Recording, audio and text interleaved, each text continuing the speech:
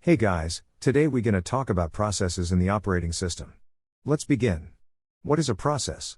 A process is a program in execution. The execution of a process progresses in a sequential fashion. A program is a passive entity while a process is an active entity. A process includes much more than just the program code. Here is a diagram of the process. A process includes the text section, stack, data section, program counter, register contents, and so on. The text section consists of the set of instructions to be executed for the process. The data section contains the values of initialized and uninitialized global variables in the program. The stack is used whenever there is a function call in the program. A layer is pushed into the stack when a function is called. The arguments to the function and the local variables used in the function are put into the layer of the stack.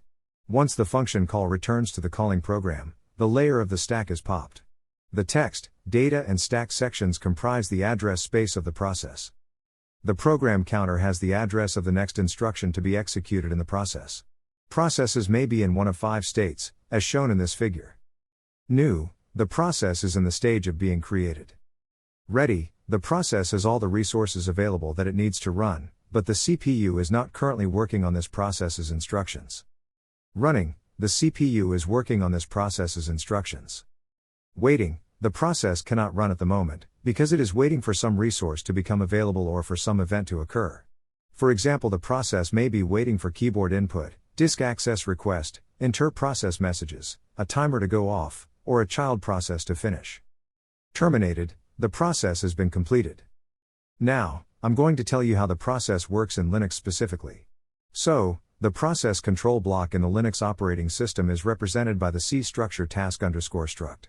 This structure contains all the necessary information for representing a process, including the state of the process, scheduling and memory management information, a list of open files, and pointers to the process's parent and any of its children.